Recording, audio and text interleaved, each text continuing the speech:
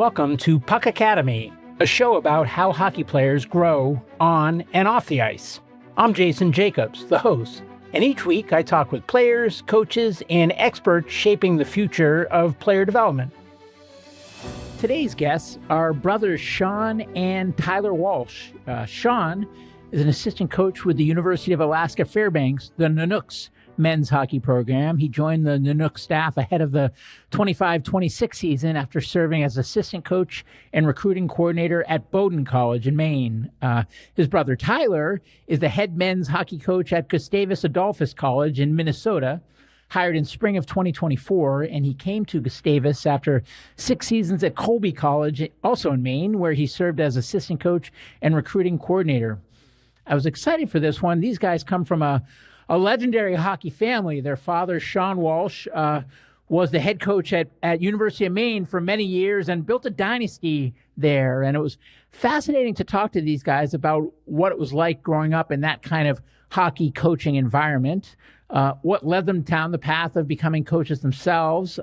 We also have a really interesting discussion about nature versus nurture, both as it relates to athletes and hockey players, but also as it relates to coaches as well. And, you know, how much of it's in your blood and how much of it do you pick up just by being surrounded by coaching at a high level all the time. We talk about the coaching philosophies of each of the brothers as well as their programs. We talk about the state of hockey and player development, some of the changes that have been happening and what impact Tyler and Sean are seeing on their programs and on college hockey in general. And we also talk about the future and advice for any players and families trying to figure it out. Really great one, and I hope you enjoy it. Tyler, Sean, welcome to the show, guys. Thanks, Jason, for having us. Happy to be here. Yeah, thanks, Jason. Oh, yeah. No, I'm psyched that you guys came. I don't know how this is going to show up, like if it'll be in the same order on the YouTube, but I'm like right in the middle of you guys, which is intimidating, but I've been warned that you guys are pretty competitive with each other, so maybe it's a good thing. Competitive, not us. No, never. Well, I'm real excited to do this. We were going to do individual episodes with each of you. And with last minute, we decided to put you guys together. I mean, each of you has an interesting story and backgrounds I want to dig into. So, but I think it'd be fun to do this, especially since you're brothers. And although you grew up in different states, you talk every day and you're ultra competitive with each other. And you used to be in the same league on opposing teams. So, I mean, that right there makes for a pretty interesting recipe for a show. Yeah, not just the same league, but rival teams for 3 years. So that definitely added a little bit of our compete in our relationship, I would think. Absolutely. They play each other this weekend too, actually. Funny enough, both are former teams. And that's Bowdoin and Colby for listeners. Where's the game? It's at Bowdoin. So Bowdoin took care of business at Colby for the first time in over a decade, right? Controversial. Earlier this year. Did that go to overtime, if I remember right? It didn't. The Polar Bears pulled it out with a minute and a half left in the game. Ooh. Gutsy effort. It was good to see. Well, for starters, I mean, you guys come from a legendary hockey family. It'd be great to just hear a little bit about what that was like growing up and, you know, and if you could have predicted growing up that you'd be doing what you're each doing today. Sean, you want to start? Honestly, I think it would have been a little bit easier for me to predict it because I think Big Bro laid the groundwork out pretty good for me. We had a similar start in how we broke into the business. Neither of us were very good players. Like every time we do a Zoom with a player, I'm like, hey, I was 25% of the player, 10% of the player that you ever were. And Tyler was probably 5%. But neither of us had a strong hockey background. Had to get that in there. Good work. I had to slip it in always, right? But neither of us played at a super high level. And at least for me growing up, you know, when I was about 10, 11, 12 years old, Tyler was a student assistant with the University of Maine in Orono. And I was a big fan at that point.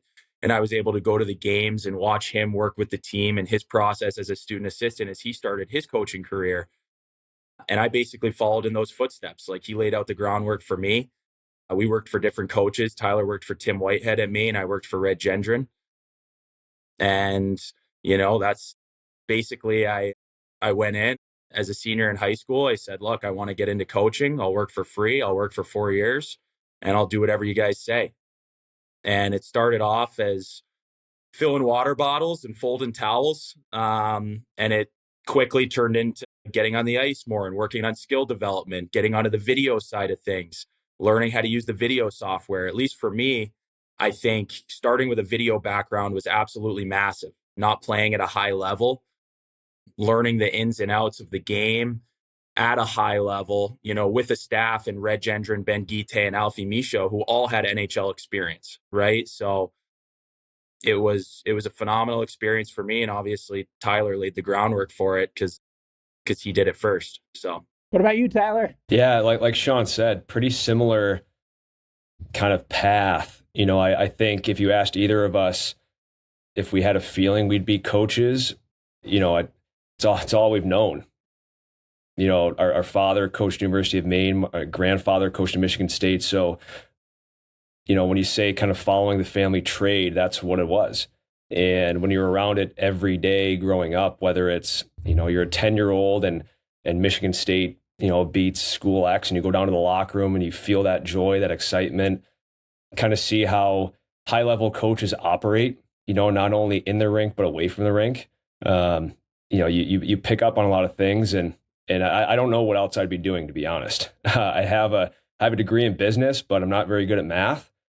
So, I think this is kind of the natural progression, and you just learn to get that passion. You're around it, and again, you feel the joy in the good times, but you also feel the stress in the tough times, and that's just part of it. And you enjoy that adversity and enjoy those tough times because it makes the good ones feel so much better. But I was at Maine, like Sean said, and under Tim Whitehead, and we had some really good teams while I was there, and was fortunate enough right after to be the director of hockey operations at Canisius College in Buffalo, New York, with Dave Smith, and had a good team there as well. And then what kind of changed my, I don't want to say trajectory, but what really helped me was being able to coach 2 years at the National Team Development Program. So Danton Cole, who played for my grandfather at Michigan State, I was an assistant coach under him with the 1998 group. So a lot of current, former NHL players were on that team. And that program itself is just as much as a coach development program as it is a player. You're surrounded by just high-level, passionate hockey minds.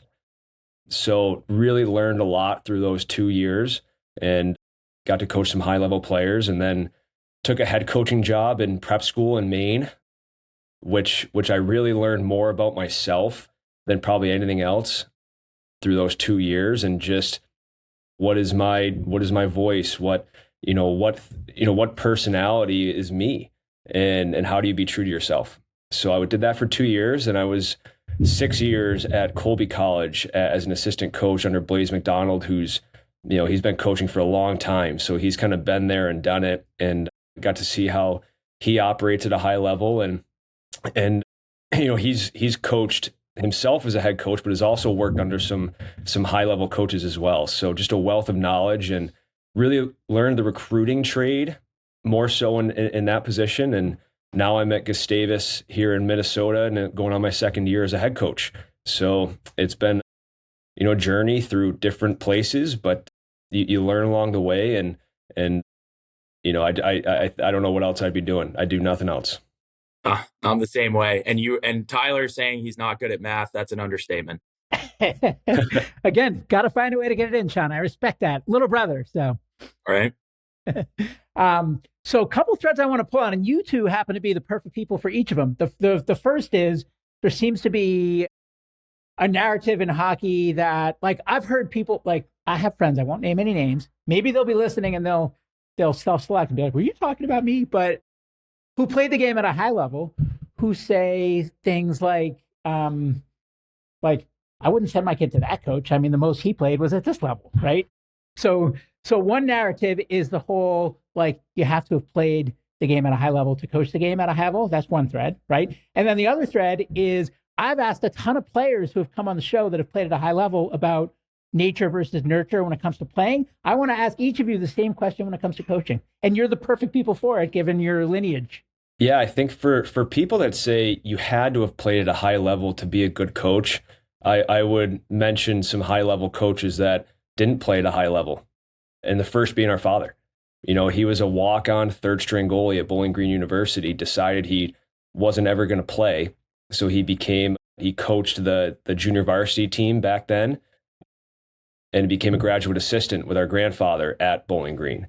So I think in my opinion, what I've tried to do with my staff is surround myself with people who did play at a high level and help me be a better coach. You know, we have one assistant, Ethan Schwartz, who's got a lot of experience in junior hockey. And then Justin Close, who was a goaltender at the University of Minnesota. So I'm able to learn from those guys, you know, kind of the ins and the outs as well from, you know, a player's perspective and kind of use that and get my lens around it as well. Yeah. And there's a ton of other coaches too, right? Like John Cooper's one that comes to mind. Yeah. 2-3 Stanley Cup championships, coach of the years, everything. And obviously for him, he had a law degree, he had a lawyer background.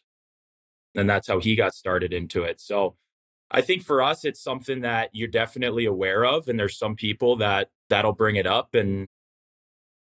But like Tyler said, I mean, our dad's the best example of it, not playing at a high level. And he was able to do it coaching wise at the highest of levels, you know, in an elite way. So that's something that I think makes it easier for us coming from that bloodline. It does definitely make it easier to combat that narrative a little bit. But like you said, Jason, I think it is cool because we do have a unique perspective on things, not coming from a playing background.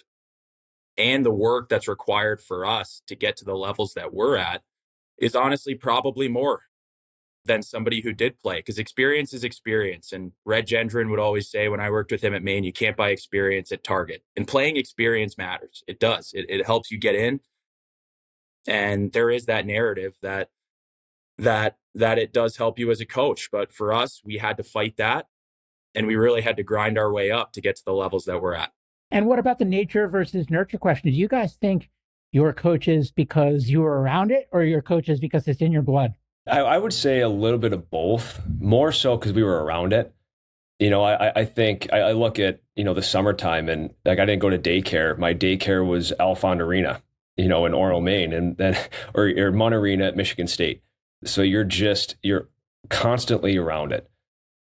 I think if, you know, a lot of people when their father's a mechanic, you know, or their family's got a mechanic business, there's probably a good chance that they're going to be a mechanic themselves. And you know, I think being around it, but then also, you know, with the whole bloodline thing, I think it's, you know, again, it kind of goes into the nurture part, but, you know, at the end of the day, like, yeah, we have obviously our father, grandfather were really good coaches, but we're also our own people. You know, we've kind of created our own path.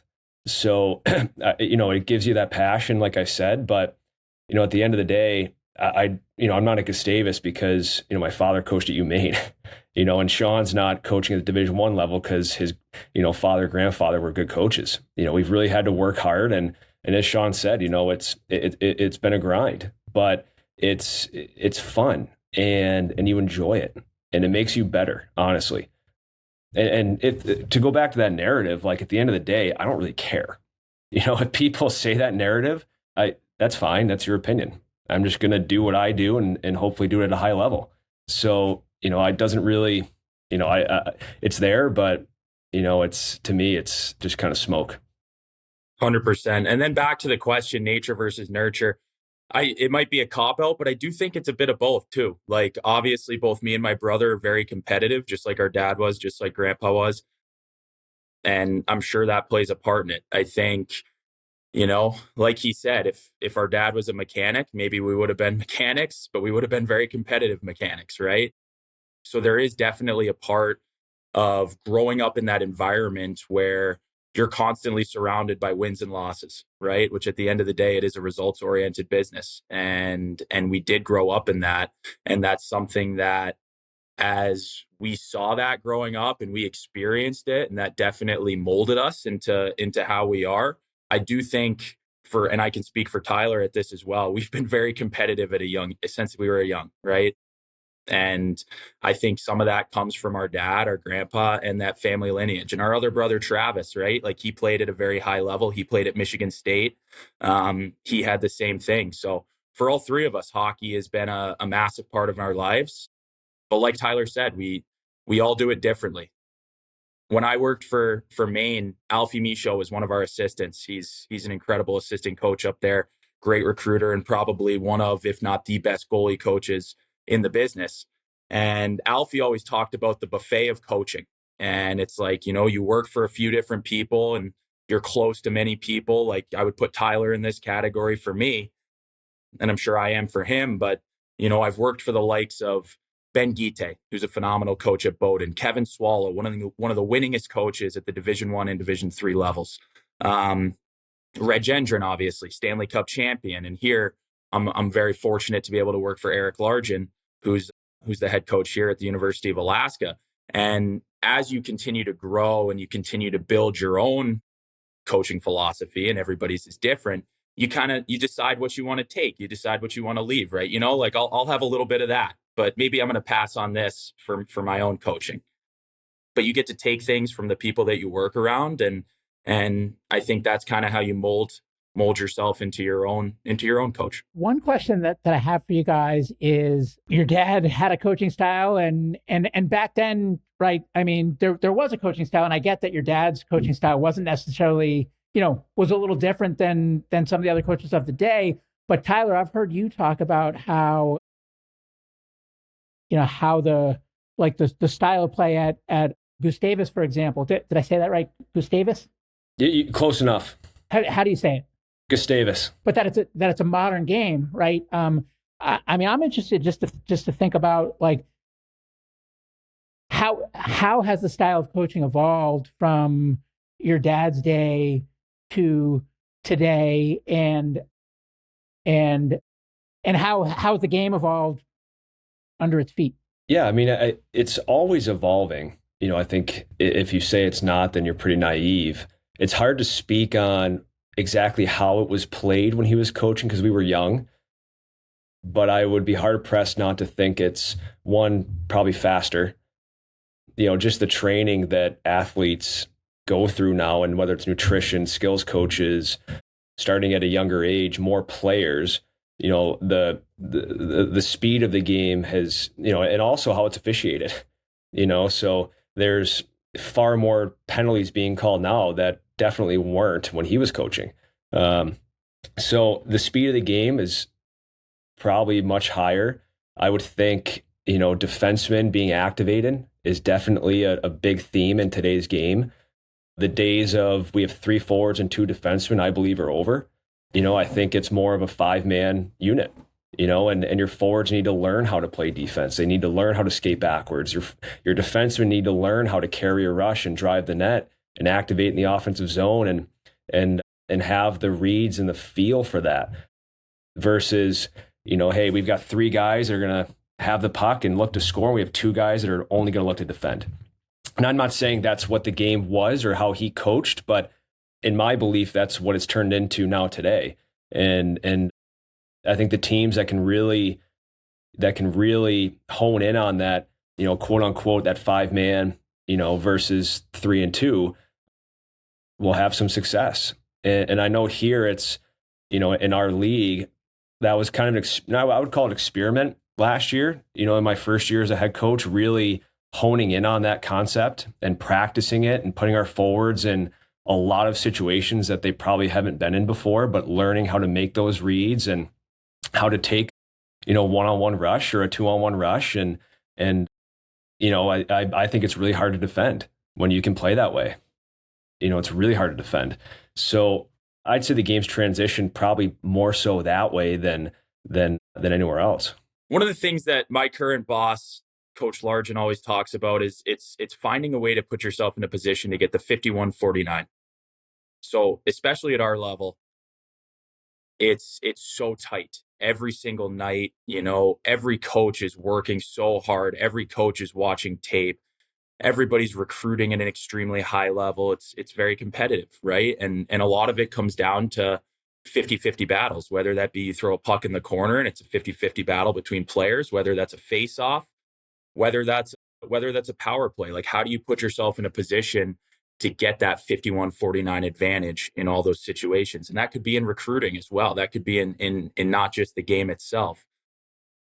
But when you ask about, from our dad, and obviously I had the opportunity to work for two guys that played for him, one coach that coached for him in Red. So again, we're very lucky. My dad passed when I was young, but the stories you get to hear, you feel like you get to know him a little bit more than most kids in my situation. And one of the things that I think he was really good at was understanding that you can't coach every player the same way. And I know Tyler and I talk about this a lot, and it's something that we both believe in very strongly. But some players respond really well to being pushed hard, right? Getting in their face, screaming at them, holding them extremely, extremely accountable in a loud way. Some players need to be held accountable in a different way. You don't want to talk to them in front, or yell at them in front of their teammates. They don't respond well to that. And that's probably something that has evolved in the era that we're in and the age that we coach. But it's something that Benny and Alfie would talk about quite a bit, that our dad was very good at. And he was known as a very forward-thinking coach back in the day. I think there's probably more with him that is translatable or similar to today's style than a lot of coaches back then. And I think that's one of the things that brought him so much success in his tenure at Maine from 84 to 01. When you guys think about the caliber of the player who's successful at the levels that each of you are currently coaching, and I understand that they're different levels, but they're both, the caliber is just increasing across the board, right? It's like D3, it's like D1 is the new pro and D3 is the new D1. But what are the traits that you think are essential, and of those, which are the ones that are innate that you either have or you don't, and which are the ones that can be developed? Yeah, I can take this one to start.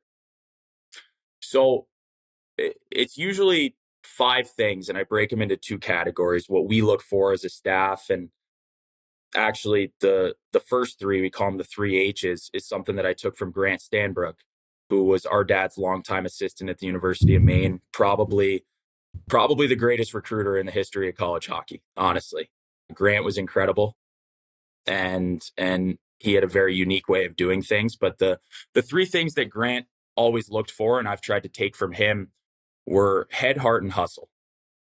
And those are 3 things that, yeah, they can be worked on, but there's probably a bit of a glass ceiling on all of them. So head would be hockey IQ. It's the ability to read the play, the ability to make that split-second decision that might set you up for success on your next play. The ability not just to make a firm 20-foot pass, but make that 5-foot touch pass to space, right? It's basically hockey IQ. Heart is compete. And at least for us, every team that we look at, everybody that we're recruiting is competitive, right? You don't get to the WHL, you don't get to the United States Hockey League if you're not a competitor. But at the same time, there's still levels to that, right? And for us, like, if you're not a top 5, top 3 competitor on the ice, especially at our program, you're just not going to cut it. It's very demanding. And like you said, the level is continuing to increase. And then the last one is hustle. And Tyler mentioned it and alluded to it a little bit, but it's where the game has been trending and is continuing to trend. Is if you can't skate, it's going to be tough to cut it at any level, whether that's the Division I or the Division III level. The game is so fast now that if you can't keep up, you could have the best stick, you could have an elite brain, you could be an elite competitor, but if you can't keep up, it's going to be hard to make your way out there. So we do quantify them to the 3 H's. It's something that when I go to every single game, whether it's a showcase and I'm trying to identify talent, or whether it's talent that has already been identified and we're making a final decision on somebody, I write those 3 H's out, and it's something that I rank every player on. And then the last non-negotiable for us, Jason, is you got to be able to skate, like I said, but you also got to be able to check. Hockey is all about being above the other team. And if you're not above the other team, you're in for a long night, especially at our level. Like, there's been times this year where we haven't been. There's been times this year where we have been. And I don't care who you play. Like, we played Providence a couple weeks ago and we beat them 5-1 on a Saturday night. And I'd attribute that to our guys' commitment to stay above at all times. It's really hard to go through 5 guys, right? And if you're staying on the right side consistently and you're checking well, you're going to be a hard team to play against. And it really doesn't matter how much skill you have. You're going to give yourself a fighting chance any given night. So those are the things that I would say we look for. And then obviously on top of that, you're obviously looking for sticks. You're looking for skill. You still need flanks on the power play. You still need to put the puck in the net. But at least for us, if you have those 4 or 5 things, you're going to be in a good spot and you're going to definitely get considered in our program. What about you, Tyler? Yeah, I think I'll kind of allude to a statement you made right before Sean spoke, but the level of play has increased so much. And I'd say that even my first year at Colby College, which was 7 years ago, there's players that we bring in, we recruit, we identify that, during that time would be full scholarship Division I players. And now with the new landscape, it's really hard to get to that place. So a lot of those players now will be playing Division III. And, so it's really up to the level of play for us. And I know, Sean, for you guys now with the CHL expansion, and that level's increased dramatically. But it's really hard to play college hockey at the NCAA level. There's only, I think, roughly 80 Division I teams, and I want to say 80 Division IX, or Division III. That's it. So, there's not many teams or many locker stalls to, available to get into. But in terms of, what, and everyone's kind of their own style, I would say. Some coaches really believe in having a big physical defensive team. Some believe in, having a little bit of both in terms of speed, scoring ability, defensive minded. For us, I've always leaned back on this quote or a statement that my grandfather would continuously bring up to us is, you recruit offense, you teach defense. And he'd always bring up Duncan Keith as an example for Michigan State. But so that's a big philosophy for us. We want to, guys that in our program will succeed are guys that do have a high offensive upside. I believe strongly we can teach them how to play defense, whether that's positioning, whether that's stick, whether that's, at head checks, little touch points that can improve that aspect of the game. It's really hard to teach offense, natural offense. It's one of those things I think you kind of either at this point in your career have or you don't.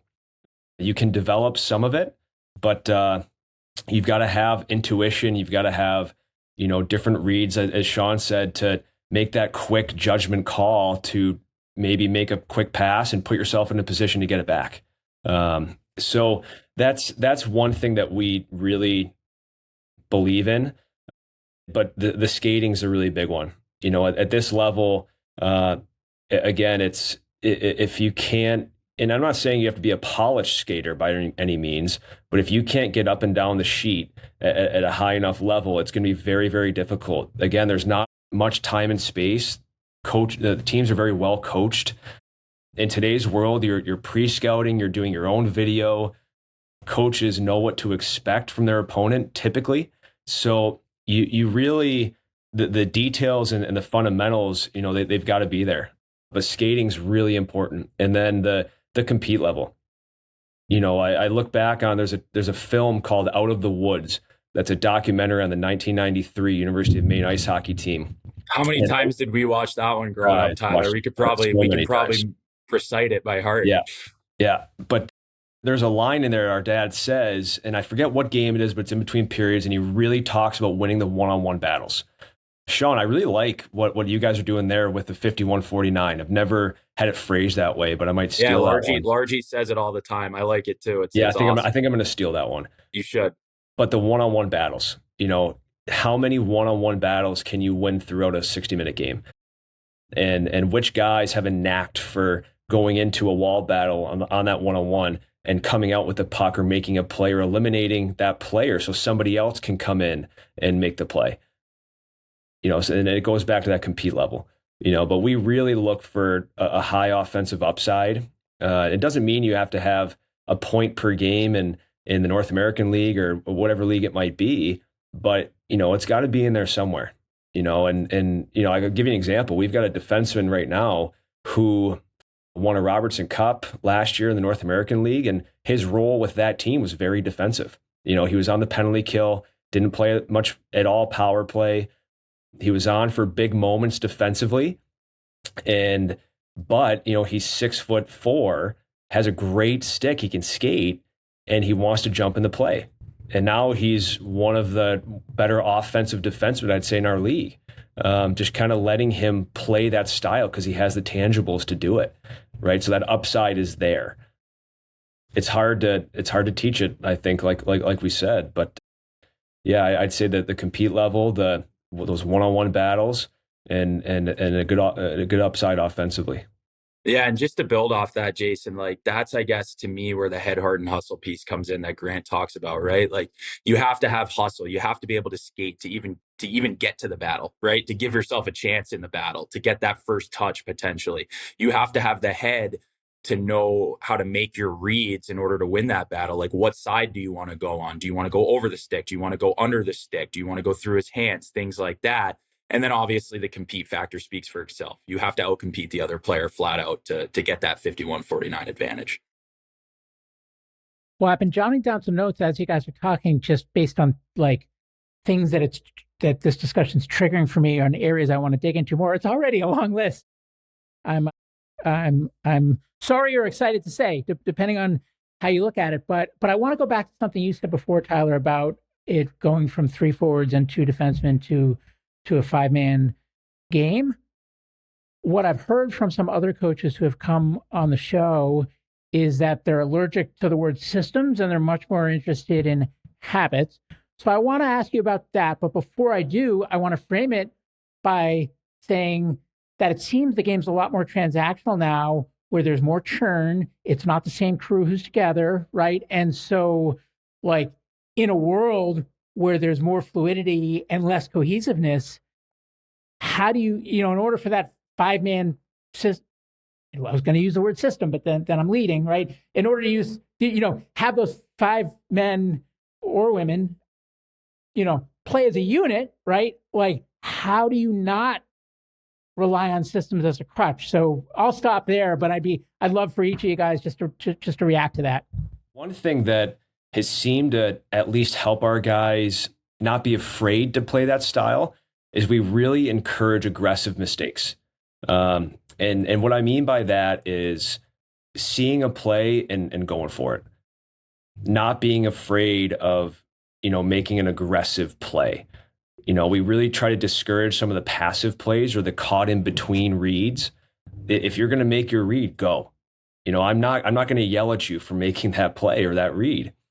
But when you get caught halfway, or you decide, I'm just going to kind of sit back, but you don't make that read quick, then it's hard because no one else can read off of you. So we really want to encourage here, at least, and we're no better or worse than anybody else. We just really encourage aggressive mistakes, whether it's in practice, in games. I think it allows players to get on, feel uncomfortable and be good with that. And hockey's a extremely fluid game. It's not football with a start and stop. It's not a smaller court like basketball. It's fluid, and there's reads constantly. And you've got to be confident in the read you're making and going with it.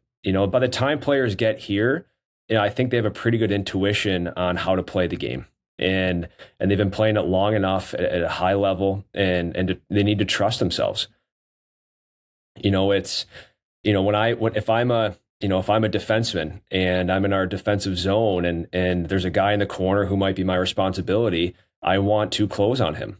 The quicker I can close on him, it allows the other 4 players to read what the situation is. The longer it takes me, the more what ifs start to happen. And it's harder to play as a 5-person unit. But, and I think that when you give players, a quote unquote kind of green light to make those mistakes, that you start to see them kind of flourish and their ceilings grow and the joy. It's a fun way to play. I think if you ask any player who kind of plays in a system, in a style that way, it's fun. It's fun. Win or loss, you know what? It's a fun way to play. And it's really fun to coach. You start to see some players just expand their horizons and maybe, get to levels that they never really thought they could get to. Just because, hey, it's not me doing this one job. It's I'm going to do this play and I've got 5 guys who are going to do it with me. And I know I can go here because I got 4 guys with me that know what to do. And it's read and react. We do a lot of 5-on-0 things at practice with no routes, no guidelines.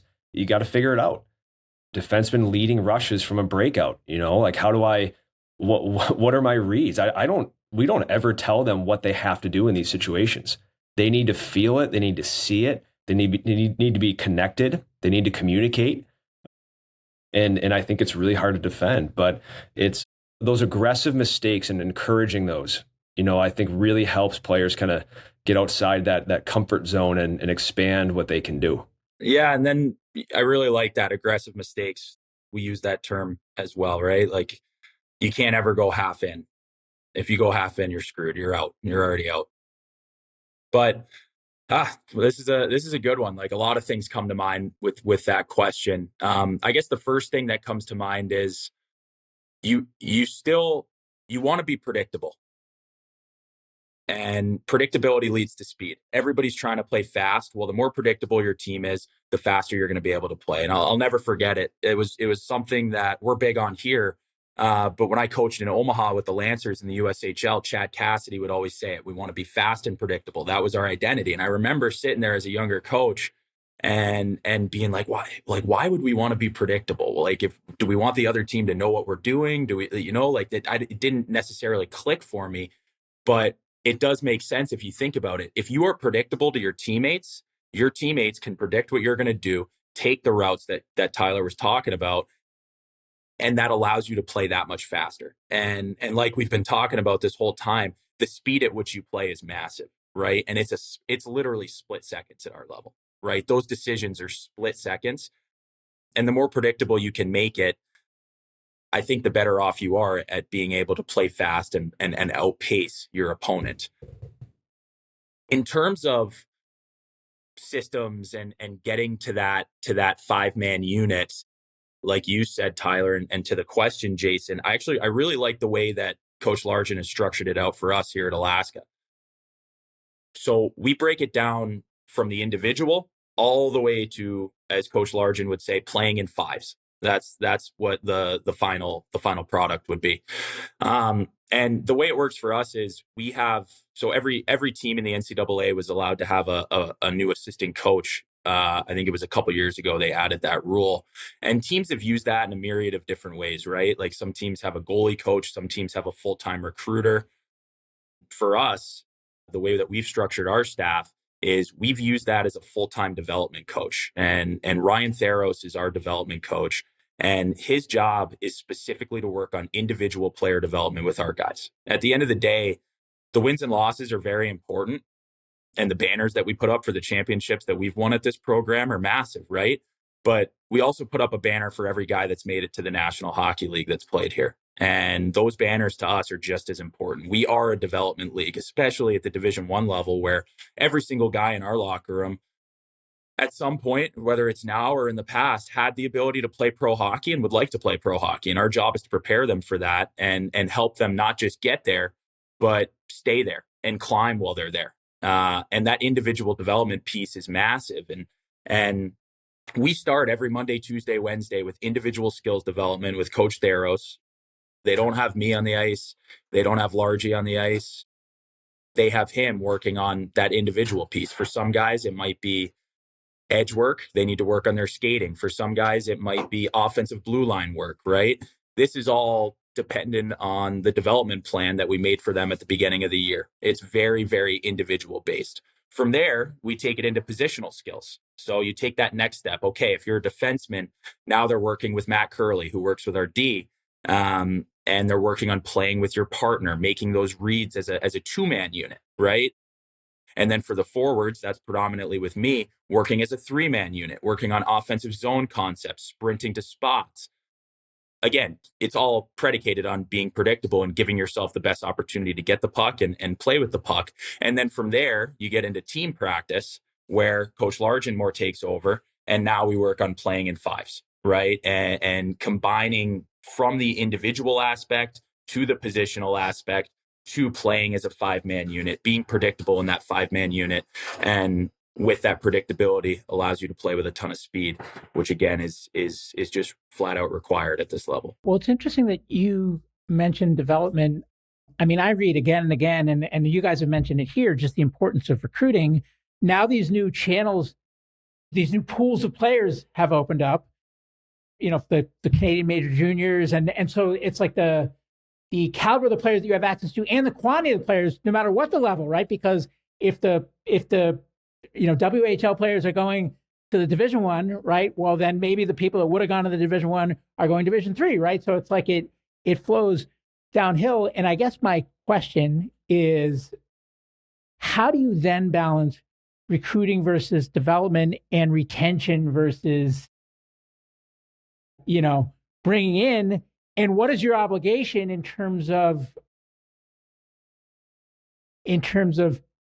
fielding the best? It's like, how do you balance, if you want to field the best team you can, how do you balance like the caliber of the talent in the room with cohesiveness? I'll go first on this one, Sean, just from the Division III aspect. In terms of retention, we're fortunate here where we have a rink on campus. It's a good academic school. We're not really too ever worried about players transferring out. Well, what about the other way around though? Like, would you recruit over someone's head if there was someone that was like meaningfully better for a role? Well, yeah. I mean, at the end of the day, our players know our program. We put the best players possible every game to win that game. Sometimes, if a player needs to be scratched, we'll do it. But at the end of the day, you've got to put yourself in a position to be in that conversation, to be in that lineup on Friday night. And it doesn't matter if you're a senior captain. It doesn't matter if you're a first year. That's the standard. And are we perfect? No. We're going to make wrong calls on that. Nobody's perfect.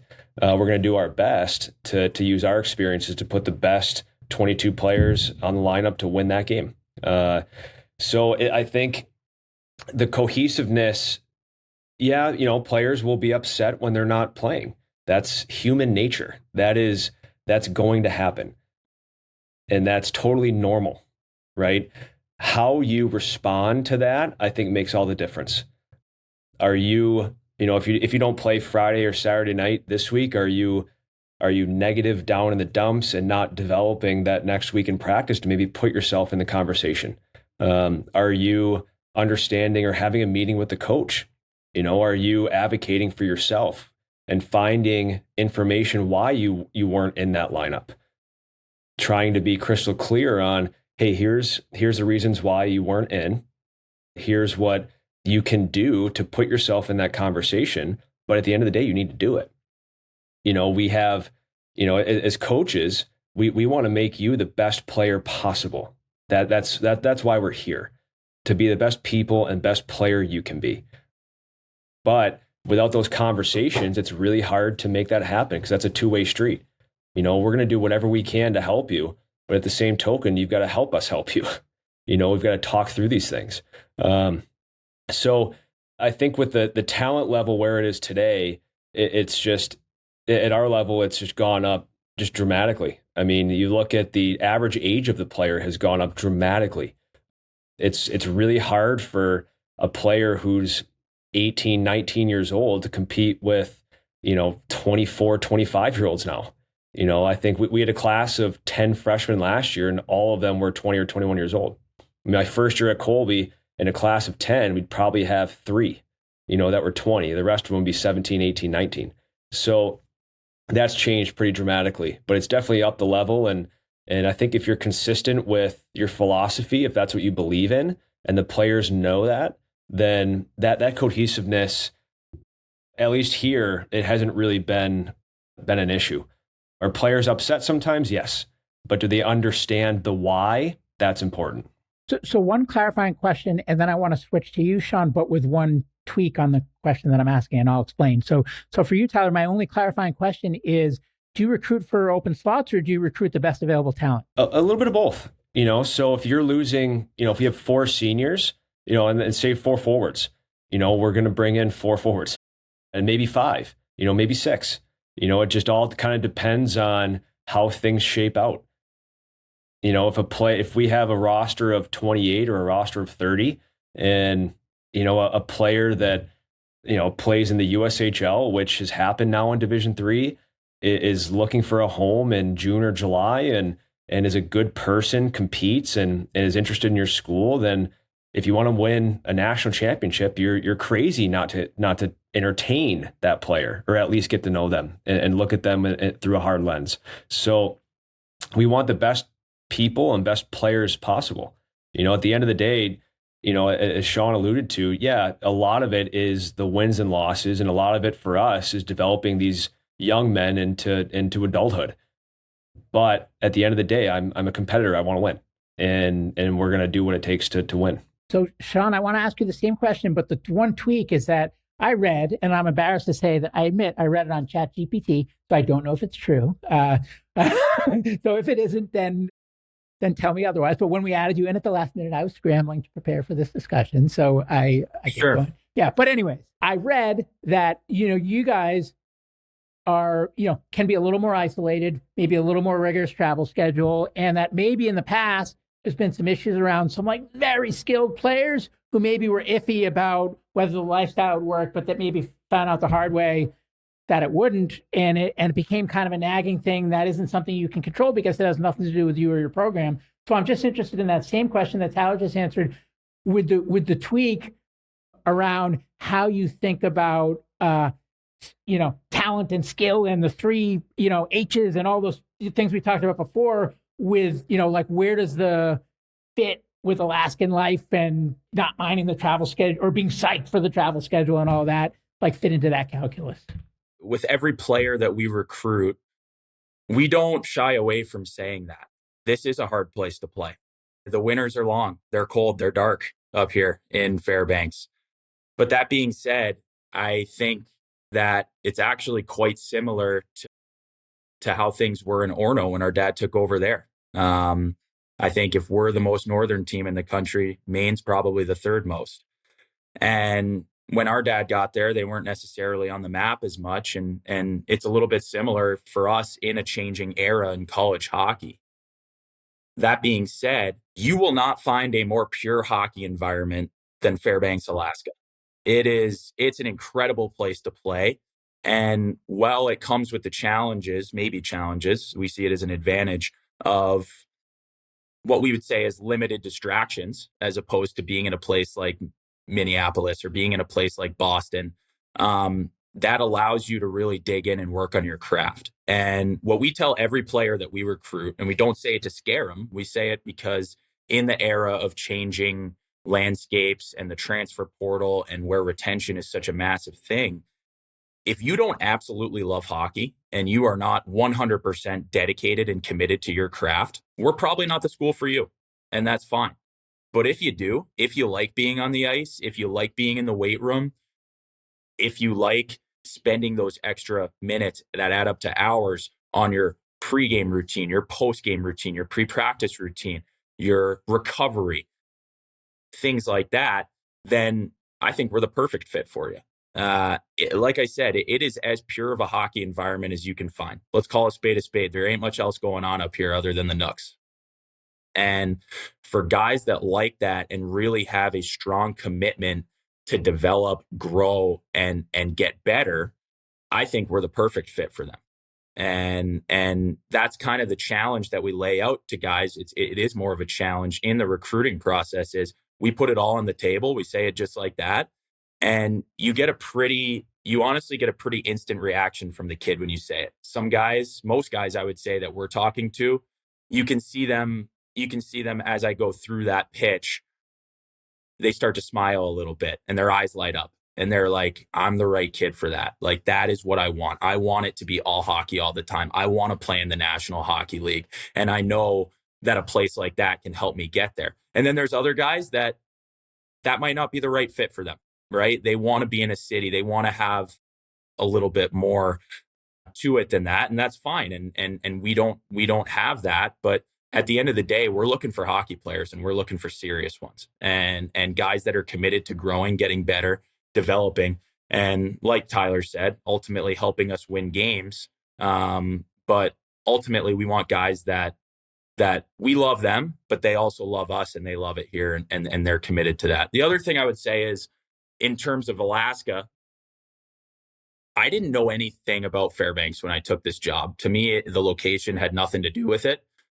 It was the opportunity to work on an unbelievable staff that we had. Like Eric Largent, he was the youngest head coach in Division I when he was named, actually, just like our dad was when he was named the head coach at Maine. So I thought that was pretty cool. In terms of tactics, like, he is by far the most tactically gifted coach that I've ever worked for, or honestly, probably even been around. And I've been around a lot of really good coaches just from our background. The opportunity to work for him was incredible. Matt Curley's our associate head coach. He also, like Tyler, coached at the program, the NTDP. He's been a head coach for the last 10 years, whether that be at the Red Bull Academy over in Austria, whether that be the University of Alaska Anchorage at the Division I level, or most recently, the Des Moines Buccaneers, where he was the head coach and GM at the United States Hockey League level. So for me, and then Ryan Theros, our development coach, like, his knack for coaching the individual and the individual skills that are required to get you to be able to play in fives is honestly second to none than what I've seen. And I've been able to work with some of the better development coaches out there. So for me, it had to do with the staff and my ability to keep growing and learning and add to that buffet of coaches, as I alluded to earlier. I guess where I'm getting to with this is, if those things are what you care about, then we are the perfect fit for you. And the Alaska piece is more to the side. Now, that being said, Alaska is a pretty darn cool place to be. Like, last night I was driving home, 8:30, 9 o'clock, after me and Curls went to the sauna after our nice workout session. And I called Curls and I was like, are you looking at this? And we're just looking it up, and the Northern Lights are just ripping, like nothing you've ever seen before in your life. It's like to the point where you walk outside at 10 p.m. on a clear night in Fairbanks and it's like, pinch me. I mean, I've sent you some pictures, Tyler, and I know I've FaceTimed you, but like, that's such a unique experience that not a lot of people get. We have the natural hot springs that are 30 minutes outside of town. Like, there's no other team in the country that has that to offer. The hunting, the fishing. If you're an outdoors type of kid, it's second to none, not just in the landscape of the NCAA, but quite literally in the world. Like, we do have a lot to offer outside the rink.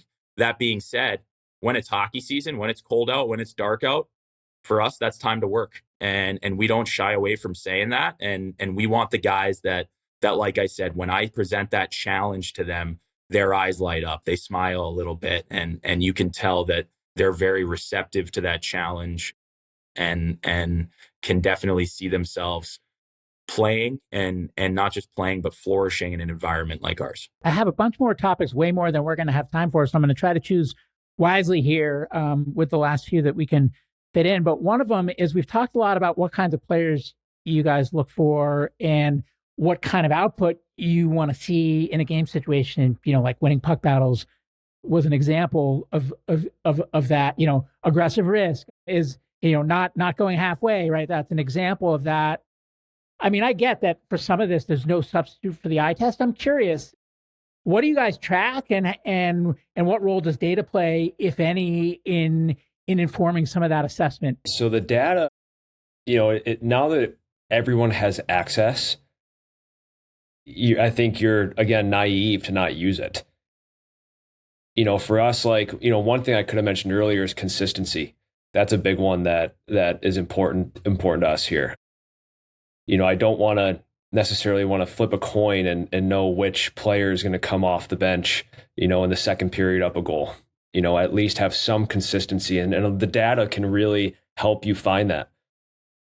Whether that be time on ice, what situations is the kid playing in? Is he, in the last minute of a playoff game, is he on the ice or not? Does that coach with that program trust that player in high pressure situations? How do they respond in those situations? What's the body language if that situation does not go their way? Are they down in the dumps or are they hungry to make up for it? But the data itself, we don't really have a metric, I would say, but we use it a lot for consistency. And a lot of it with, when is the player playing? How many puck touches are they getting throughout the game, depending on their position? Where are their shots coming from? What's the passing accuracy? So we'll do a dive into it. It's not, not something that in my, for us would separate one player from another. But if you're not looking into it, it's just a tool that you're not using. So it's kind of one of those things that, it's not the end all be all. It helps certainly, but at the end of the day, it's got to be the right person. Sean, after that spiel, like I want to come to Alaska now. Like, let me suit up, man. That's where I want to be. Head, heart, and hustle, T. Head, heart, and hustle. That's what we need. But they don't use data in Alaska. They just and they actually don't have a cafeteria. They just like eat what they hunt. One of the best dining halls in the world. That's even One of the better. best dining halls in the world. We eat there twice a week. The sushi is top notch. I just want to eat what I hunt. That'd be great. But so yeah, it's a tool, and whether you use it or not, I think that's up to you. But if you're not in today's world, then you're probably a step behind, I would think, to an extent. But that's kind of how we view it. Sean? It's funny. It brings me to another Red Gendron quote, and we called them Redisms. He was full of them, and he used to say, statistics or analytics should be used like a drunk uses a lamppost for support, not illumination. And I do believe that. And that's, I would say, how we use it here.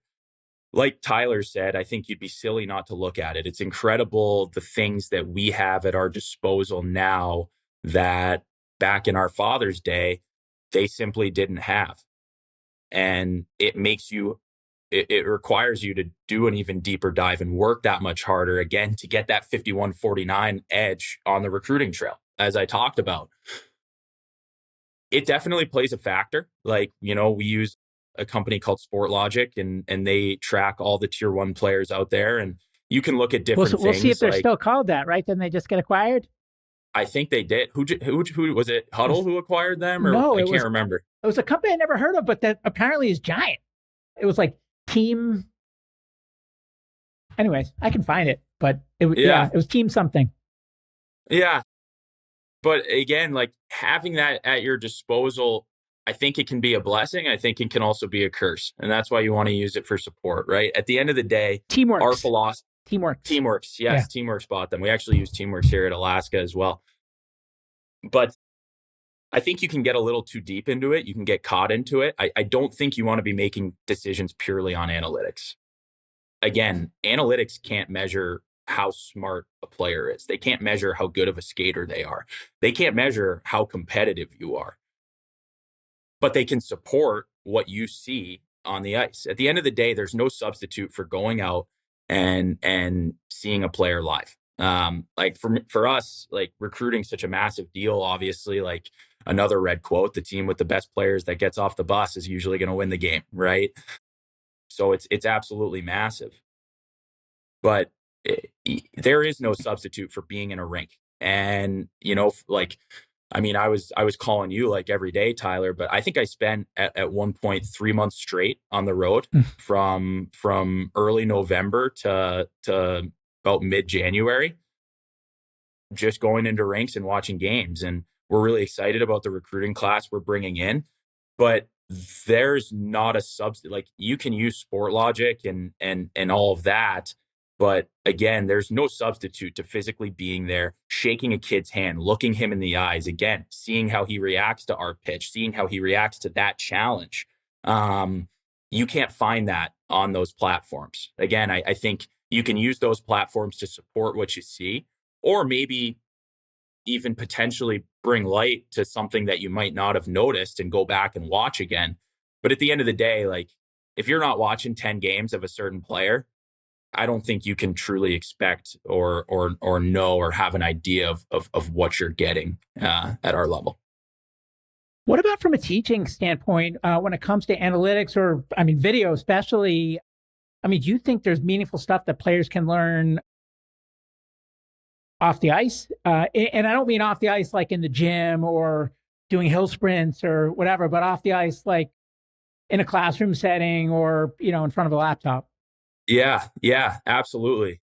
Actually, another thing that I believe our dad started, and I know a lot of guys in college hockey have taken this.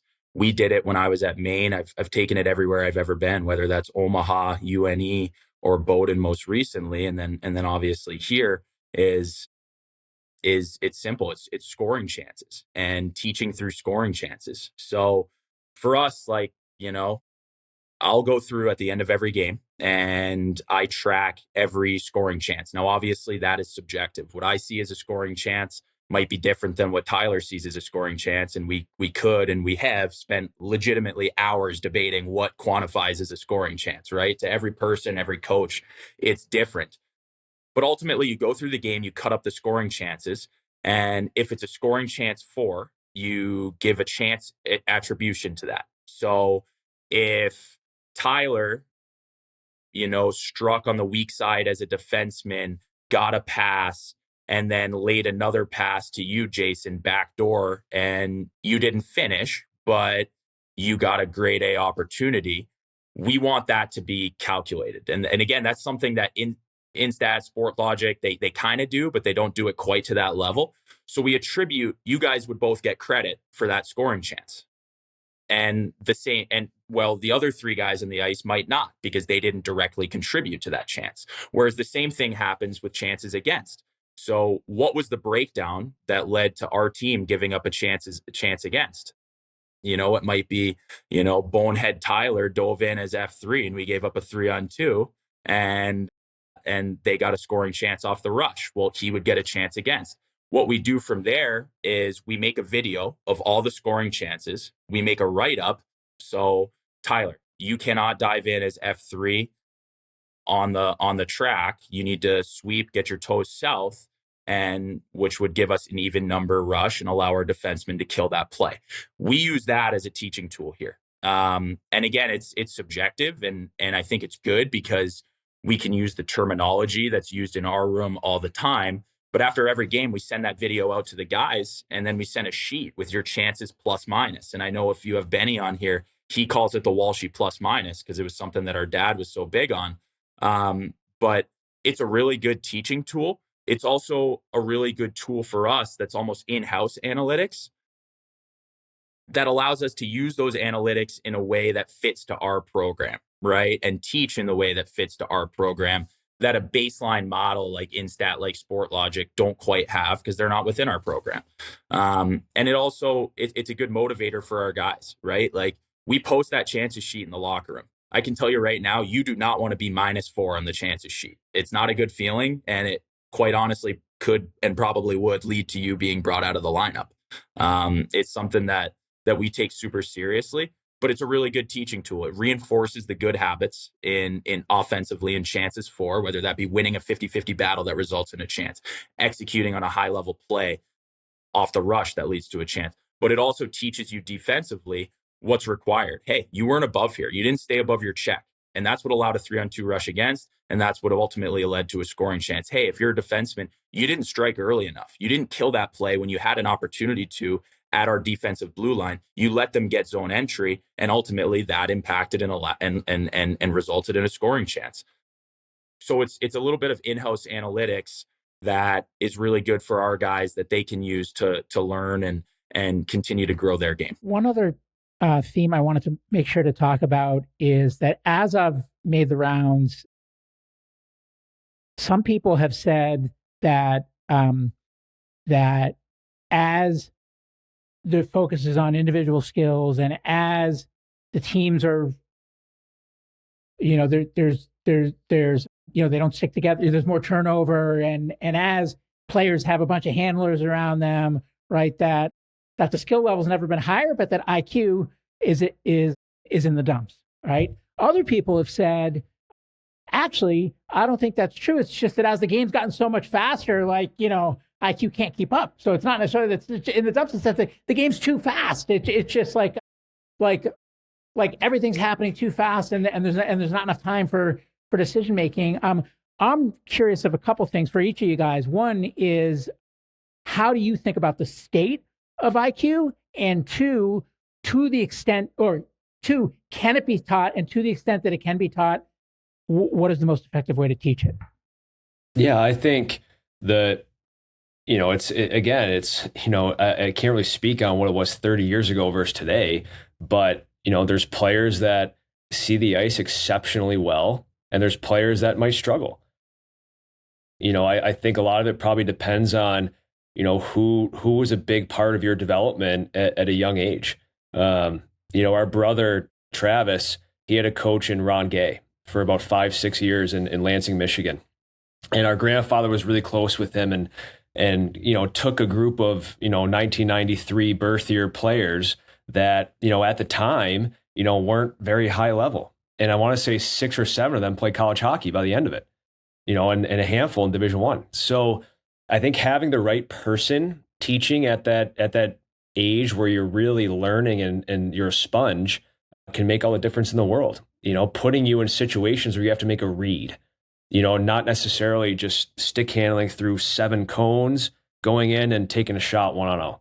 Like you need to do those things because you need to build the skill, but how are you building the read? So I think putting, I would say at that young age where you're developing or in, whatever age that might be, being in those situations that you have to make reads along with building the skill probably allows you to improve that IQ. I think if you add in an uncomfortable situation or a read you have to make, it's muscle memory. You start making those reads. I just talked on Monday with our group about the Patriots Super Bowl win when Malcolm Butler had the interception to win the Super Bowl. And he got interviewed and they talked about that they worked on that play once, and it was about a month before that happened. But it was muscle memory. He understood where he needed to be in that coverage and made a big play at the time. So, getting those reads, being in those situations, building the skill. I mean, I think I've had a couple people actually in the past probably year or so talk about how skills coaches are ruining the game. You couldn't be more wrong with that statement. More wrong. You need to build skill. If you don't have hands to handle a puck, or your edges aren't strong, or you're not in physically good shape, or you don't have the fast twitch muscles needed at the college level, then you're going to struggle, right? So you need to build those skills. But then I think that what goes along with it is having to make reads and understanding, outlets and when to puck protect, maybe with your, after a shoulder check to your left side versus your right side where the pressure's coming from. Instead of just dumping the puck to dump it, where should I place this puck? Smart puck placement. Those types of situations. I think those can be taught. And whether you can teach them in college for sure, but I think you're only going to go so far with that versus at that youth age, while you're really developing, your body's changing and you're starting to, probably play at levels that will start to separate you a little bit from maybe the rest of your peers. So I think you gotta, there's no way in heck that the skills coaches are ruining hockey. I don't think that's the case. I think maybe there's some that might be in it for the wrong reasons, if I'm being frank, that just want to make a quick buck. But if you get the right person who understands the development piece and wants to invest in helping these young people, get better, then yeah, you can definitely teach IQ for sure. People, if you're not just born with it. Are you born with good genetics? Could be. Are you born around the game? Could be. But you're not just instantly born with a high hockey IQ. That needs to be developed, and again, that nature versus nurture question, what's your environment? What coaches you around? What people are you around? So it plays a huge part, and it can definitely be developed. I guess first, T, I couldn't agree with you more on the skill coaches part.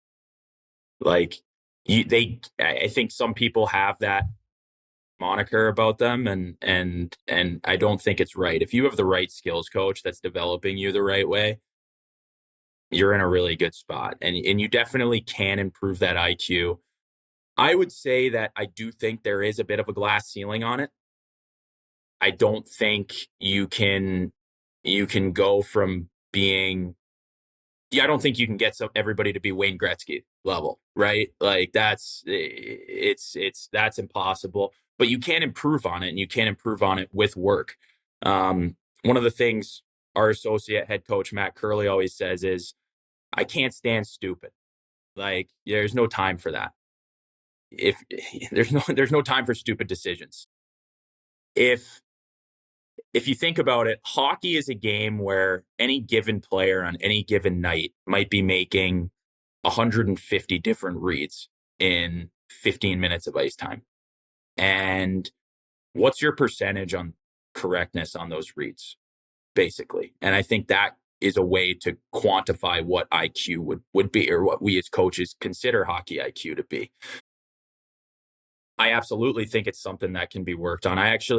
It's funny you mention it. I worked for a summer camp the past few years with a guy by the name of Graham Townsend. He was the skills and development coach for the San Jose Sharks. He worked with the Maple Leafs. He had a long track record in the National Hockey League, played in the NHL. Is he based here in Massachusetts? He has camps in Massachusetts. I believe he's still in Maine, but he does camps all over. Townsend Hockey School. There's a little plug for you, Grammer. It's an unbelievable spot, but they do things the right way, as Tyler would say. And one of our camps specifically was called Hockey IQ Camp, and I was the one who ran it. And it was a lot of work on video. It was a lot of work on those reads. One of the terms that Coach Largen uses here all the time is, who has the ability to find the white ice, right? When you're playing in fives, there is not a lot of ice out there, but there is always white ice somewhere. And that would go into the deposit versus dump part that Tyler just talked about. Like, are you dumping the puck right to their defenseman or right to their goalie in a spot where that team can easily break it out? Or are you depositing the puck to the white ice where they actually have to go and get it? And now our team has time to get a change, establish our forecheck, right? Are you setting your teammates up for success? Those are the reads that you need to be able to make to not just survive, but to thrive at our level. And I do think it's something that can be taught. But one of the other things that we talk about all the time here is like, are you hearing me or are you listening? And there is a big difference. There's a big difference between Malcolm Butler the month before the Super Bowl, going through that drill one time, doing it for the rep. The coach explains it to a T right before it happens. It's in an environment where there's no crowd, no fans. It's not a minute left in the Super Bowl, right? It's just a rep. But Malcolm was clearly listening in that case. And he took that and he was prepared for it, whatever, a month later. And he was able to harness that in the biggest moment of his career. Let's call a spade, of anybody's career. So there is a big difference between that. And I do think that would be the mark of a smart player, right? Like, he was able to take that one little minute detail from a month ago, not just take it and repeat it 10 minutes after it was explained, but hold on to that, absorb it, and take it with him when it mattered the most. That would be a great example of what I would consider a high IQ player. I have time for one last question, and then I really do need to go do school pickup and not leave my kids stranded. But that's important. It is. But I would love to actually keep talking because there's a lot we didn't cover. But the question I want to end with is, we've talked about how much harder the path is getting, how much more competitive it's getting, how much higher the skill level is, how the age is getting older, and how there's more players fighting for, the number of spots hasn't kept up with the growth of the game at the youth level, right? So given all of that, you can see then why therethe's pressure on families to specialize their kid earlier and earlier, right? Especially because, if you play in the brick, you get kind of like branded a brick kid. And then if you're like a brick kid, then you might get access to the best, spring teams and whatever it is. It's like success begets success, right? And optics matter for better or for worse, right? But the other side of that is it's leading to like burnout, overuse injuries,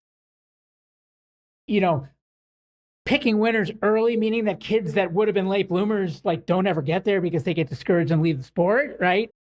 And so on the one hand, it's like you can see why people are doing it, but on the other, it's like there's this narrative of like, let the kids be kids. Like it should just be for joy. The past so hard, you shouldn't even think about it. But it's like, yeah, but at the same time, like you have Kobe Bryant in your ear talking about like, every extra rep you do compounds over time. And so like get in the gym and shoot pucks and do right. It's like, as a parent, like forget about obviously what the kid wants matters, but also like you can't let like an 8-year-old have full agency, right? Like you got to be a parent and like give them some guidelines and structure, right? So it's like, speak to the parents for a minute. Like, how do you navigate that? It's hard for me and both of us to speak because we don't have kids yet.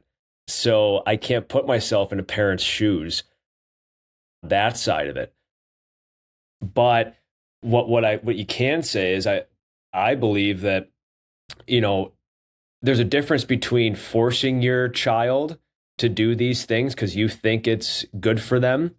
Does the child want to do it? Right? Do they want to be at the rink all the time? Do they want to shoot 100 pucks after practice? Do they want to, do an off-ice shooting circuit, stick handling circuit? Are they in the garage on Sunday, just stick handling pucks?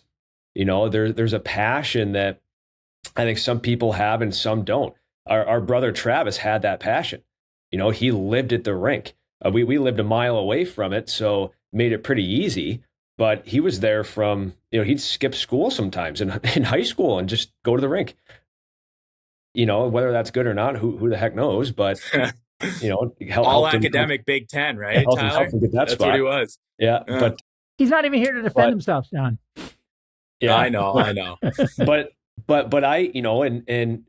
that's, if we're at home, he's just stick handling, he's shooting. And I think some people have that and just some don't. I didn't quite at that point have that same drive he did, just didn't. And that, I think that is what can separate some people from, being that quote unquote, like late bloomer, whether you play at 13 years old on the Bantam Tier 1 AAA team from, I don't know, somewhere in Boston, or you're on, maybe a Tier 2 team. If you have that passion and you have some resources, some good coaches around you, I think you can totally make it. But, I don't know if it's a good idea to, force, your little Johnny or Jimmy or Susie to have to shoot, 300 pucks after their practice because you think it's good for them. So I think there's an inner passion that a lot of players who make it just genuinely have, that love for the game and that joy, that passion that's going to help them, as they get older. It's definitely kind of a chaotic environment. Like that's, I think the powers that be are battling that. I look at how many junior hockey programs, whether it's Tier 1, 2, or 3 there are in the country, and it's got to be near 500. And some are pay to play, some aren't. And generally it's a problem. Like it is a problem when we have 250 junior hockey teams or 200 junior hockey teams where when you look at it, not one player has played NCAA hockey in that program's history. Yet they're marketing it to be a development league to the NCAA. And the people are paying for it. They're paying $30,000 a year for it. That's a problem. And I don't know what the solution is. I don't know if anybody does. I don't know if there is a solution. But, I think as you navigate, I've always tried to, we get maybe high schoolers will sometimes reach out to us. Are we recruiting them out of high school? Probably not, where the game is today. But some piece of advice that I always try to share is, try to get a good inner circle of people you trust, whether that be former coaches that you've played under, or, teammates that have gone on and played at program XYZ. a good family advisor that's in it for the right reasons. I was going to joke before you said that, like an advisor you find on the internet. Well, but, yeah, one that's in it for the right reasons, yeah. and it's Sean. That's Can a very, very important distinction. Sean can attest to this just as much as anybody. There are agents who are definitely in it for the right reasons or advisors, and there's some that aren't. And it's very easy as a coach to figure out quickly which ones are in it for the right reasons, which ones aren't. Very easy. But finding someone that, is genuinely in it for the right reasons, or just reaching out and talking to people who have maybe gone through it themselves and advice they have, but trying to establish that circle of people you trust and can help guide you, that have maybe no stake in the game, that just want to help you develop.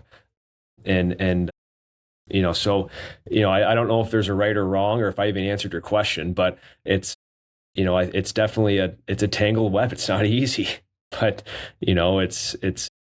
that's hockey. Nothing in hockey is easy. It's different than any sport. That's for sure. That's for sure. Yeah, Jason, it is a really good question. And I don't mean for this to sound like a cop-out if it does, but there really is no right answer. Like, for some kids, the best development for them is to play 3 or 4 sports growing up and build that athleticism. And there's a lot that you can take from soccer, for example, that you can take in hockey. Your play away from the ball, your play away from the puck, things like that you do soak and absorb while you're growing up before you eventually make the decision to go full time. I listened to a podcast this week with Rick Celebrini, who said the same thing, but that his boys got a ton from playing soccer that they applied to their hockey careers. Absolutely. Yeah. Look at a player like Mason West, and a stud quarterback here in Edina, Minnesota, one of the best in the state, and an exceptional hockey player, obviously. And I'm sure there's lots of things from being quarterback that help you make your reads in hockey. We talk about the development, right? So I'm sure those checkoffs and those outlets and those, those quick passes, that it can't not translate. But you were about to say, Sean, but for others. Well, but right. And I would throw lacrosse in as well. Like lacrosse would be another one. Like, if you can be a defender in lacrosse, the footwork, the body positioning, things like that. And then the 50-50 battles, being able to go for a ground ball. Like, there's nothing more similar than going for a 50-50 puck than 50-50 ground ball in lacrosse, or 50-50 ball in soccer.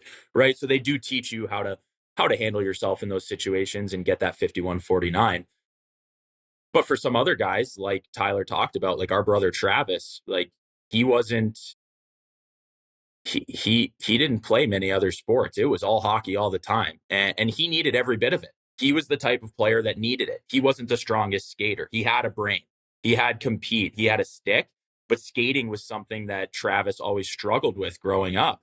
And if he didn't spend all that time with Ron Gay working specifically on his edge work, specifically on his skating, Trav wouldn't have made it. He just wouldn't have. He had to. Like, he was the type of player that had to.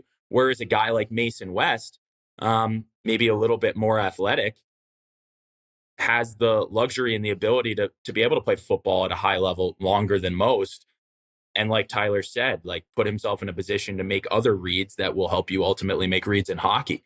So it is a bit of a cop-out, but there's no player or coach, for that matter's path is going to be the same. And there is no right path for anybody. It's what's right for you. And then back to the advisor point, I think that's why it's so important that you do have people that you trust, that not only you trust, but people that know you in your corner, right? Like, to what you said, Jason, about, the advisor that just emailed you and he watched 3 games on film, and like, that guy hasn't looked you in the eyes. That guy isn't shaking your hand. That guy hasn't spent any meaningful time with you. If you don't know the player, like if you didn't know Travis inside and out and knew that that's what required, what was needed for him to get to Michigan State, to get to a very good pro career, you're not equipped to advise him to spend all those extra time specifically on skating. So I guess the biggest thing with the advisor stuff is like, again, you need someone that you can trust, but someone that you have a relationship with, that knows about you, that truly does care about you. And I guess that would be the quantification of being in it for the right reasons. Mm-hmm. Well, I really enjoyed this. I feel like we could have done another whole episode on tactics and Nanook specific stuff and Gusties.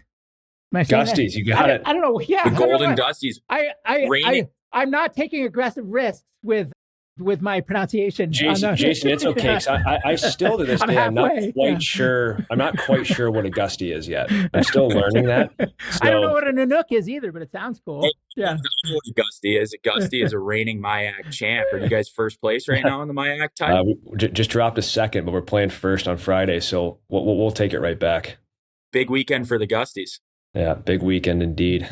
And I got, I asked some other guests to give me some questions for you guys, and I had some great ones that came up with that are more team specific, but we just didn't have time. So so maybe we'll do, maybe there'll be a sequel at some point, but is there anything I didn't ask you today that you wish I did, or any parting words that you'd like to leave with listeners on either of you or both of you?